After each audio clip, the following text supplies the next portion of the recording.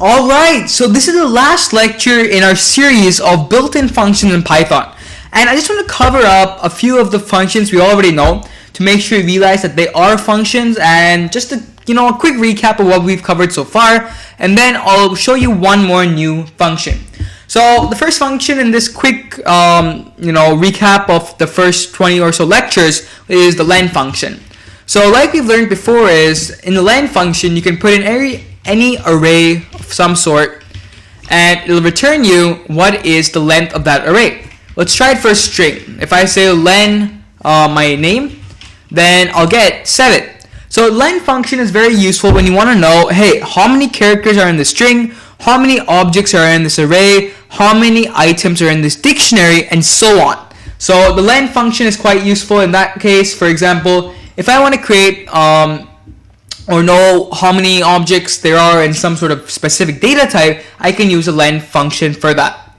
Now after the len function, there is again the max and the min function.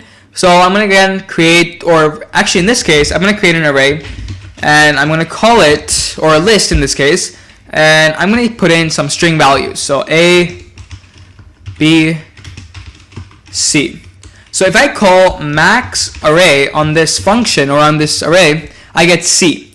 So right now, the way this works is lowercase z is the highest value. It's the highest value of the alphabets, and uppercase A is the lowest of all the values in the alphabet. So there's uppercase and lowercase. For example, if I initialize array again with A, B, and C, A and D, now if I say min array, I'll get A. So think of it, capitalized or uppercase letters come first, so A to Z, and then lowercase letters come after that, then A to Z. So lowercase z is the best and uppercase A is the worst.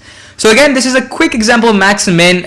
We've already discussed how it works with numbers. If you do max array in an array which has numbers, it'll return you the maximum number and the minimum number.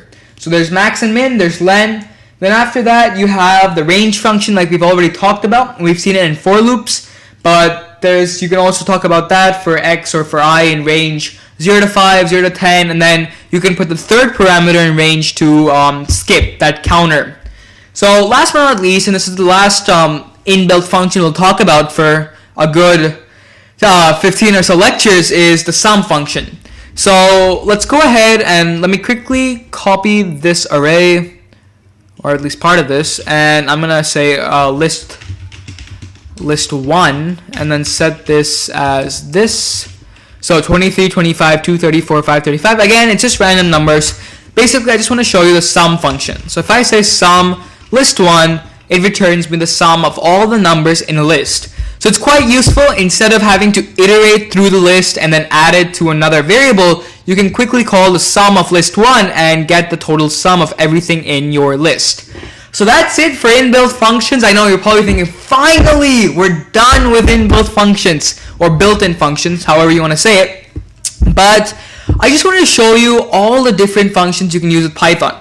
So by now you probably have a clear idea of how functions work. How do you do things in Python? You're slowly understanding what a simple and easy language Python is to use, and it's quite versatile. You can get a lot of things done.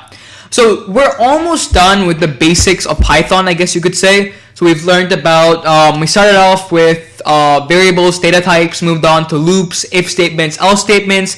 We learned about the basics, how to comment, pass, break, continue. Now we're finally on to functions. We learned how they work.